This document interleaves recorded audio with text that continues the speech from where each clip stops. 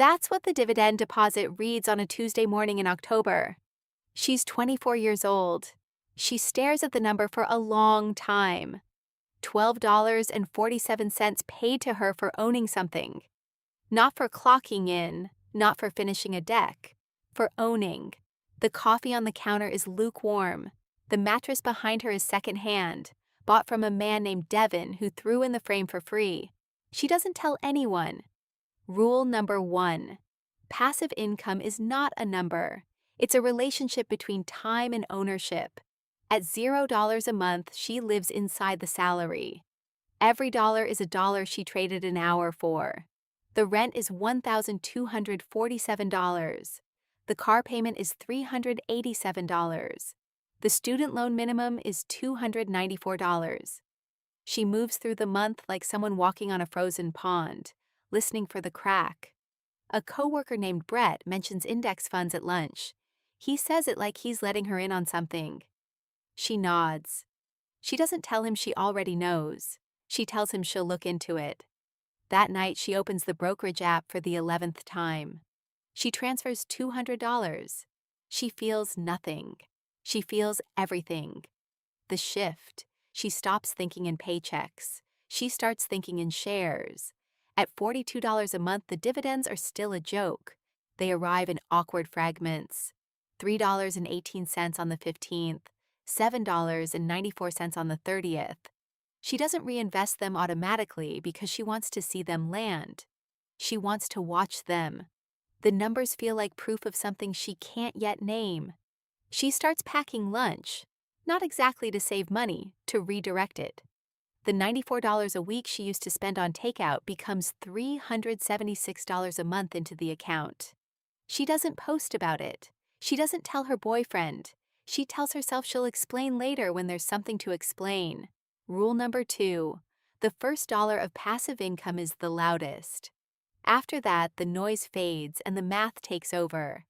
At $300 a month, she understands the geometry. $300 is the electric bill. $300 is half the groceries. The portfolio crosses 6 figures on a Wednesday in February, and she does not feel rich. She feels watched by herself. She starts checking the balance at 11:43. She checks it again at 11:44. Brett got promoted. He makes $14,000 more than her now. She makes a spreadsheet. It says if she keeps the savings rate at 41%, she crosses $250,000 in 4 years and 2 months.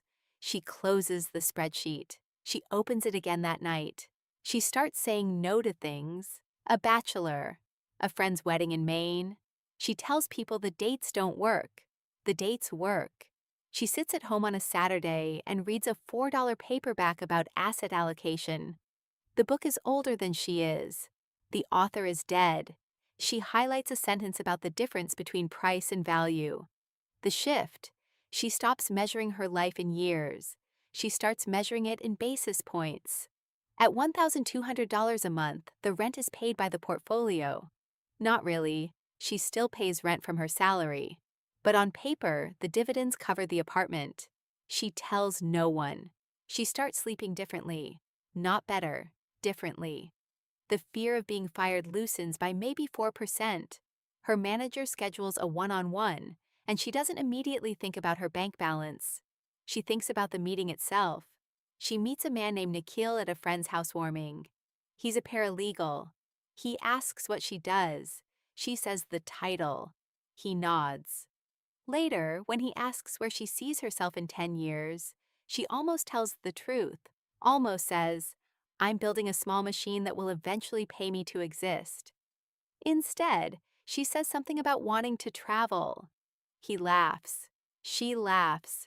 She goes home and transfers $800 into the account. Rule number 3. The middle of the climb is the loneliest part. The bottom has company, the top has staff. The middle has only the math.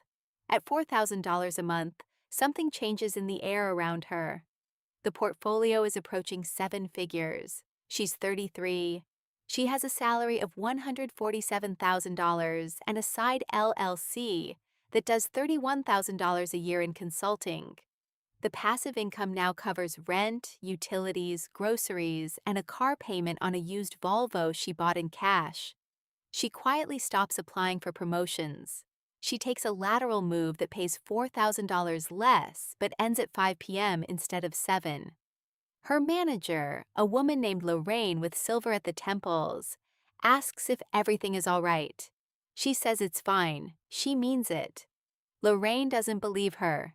She finds herself in the kitchen at 9 p.m. eating a bowl of rice with butter and salt, and realizes she hasn't thought about money in 6 hours.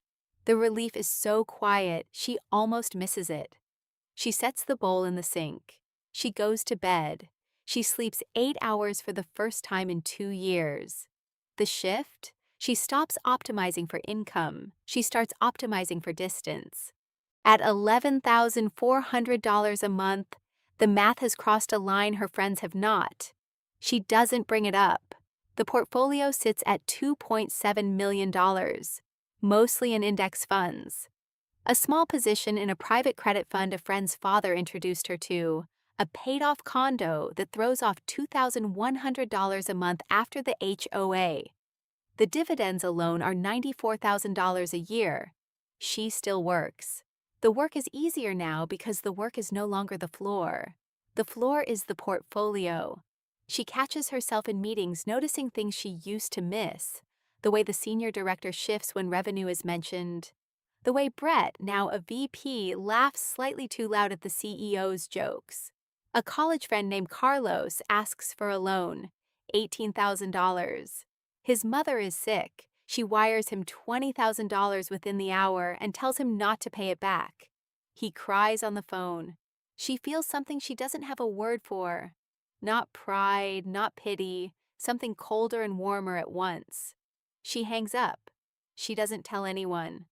The portfolio doesn't notice the $20,000. She notices that it doesn't notice. That's the moment something quiet hardens in her. Rule number 4, wealth doesn't change who you are. It removes the friction that was hiding who you are. At $25,000 a month, she stops having a job. Not exactly. She becomes a consultant. She bills 4 clients at $4,200 a month each. She works 14 hours a week. The portfolio crosses $5 million. The dividends and interest now cover everything she's ever spent, with a margin of $87,000 a year that simply accumulates. She buys a house in cash. Not a large one. A house with 3 bedrooms in a town where no one knows what she does. Her neighbors, a couple named David and Sable, think she works in tech. She lets them think it. She drives a 6-year-old car. She wears a plain shirt to dinner that costs $34. The watch on her wrist cost $11,000. Sable doesn't notice the watch. David does. He says nothing. She begins to notice the texture of free time. It's not what the magazines promised. It's heavier. The mornings are long. The afternoons are longer. She takes up running. She reads 3 books a month. She starts writing in a black notebook she tells no one about. He writes things like, "The cost of optionality is the loss of urgency. The room got smaller when I stopped needing it." She doesn't show the notebook to Nikhil, who is now her husband. He knows about the portfolio in general terms. He does not know the exact number. She tells herself this is a kindness. She's not certain it is.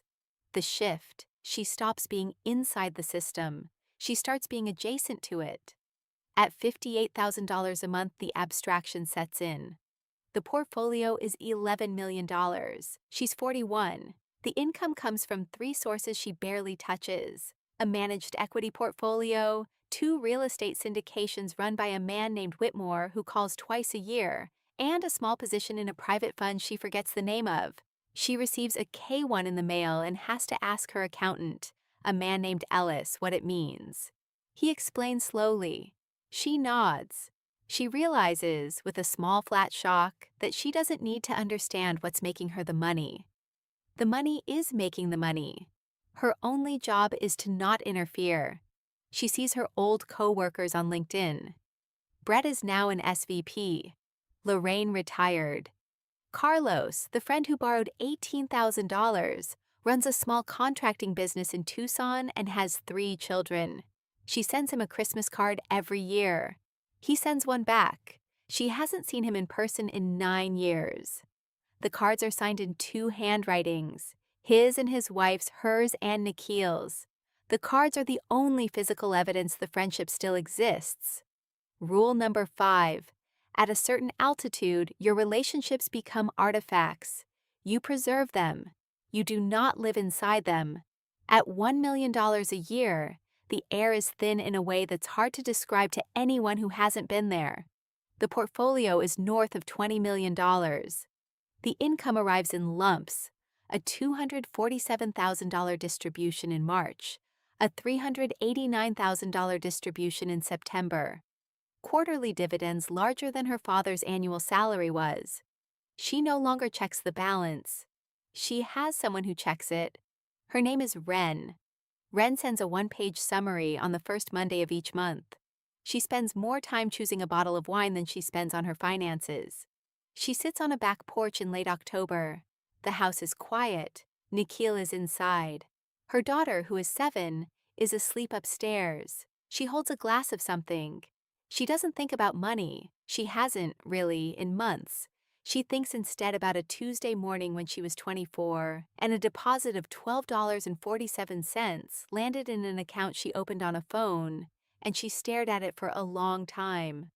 She thinks about the version of herself who didn't tell anyone, who didn't know yet what the math would do, who was, in some ways she can't fully recover, more alive than she is now. She doesn't regret it. She's not sentimental enough to regret it. She simply notices the distance. Rule number 6. The machine does not arrive. It accrues. And by the time you can name it, it is already finished building you. Somewhere, on a Tuesday morning, in an apartment with a second-hand mattress and a lukewarm cup of coffee, a 24-year-old opens a brokerage app for the 11th time. The deposit reads $9.83. She stares at it for a long time. She does not tell anyone. She does not yet know what she is starting. She only knows that the number is real, that it came from owning something, and that for the first time in her life, a dollar arrived without a clock attached to it. It always starts there. It always will.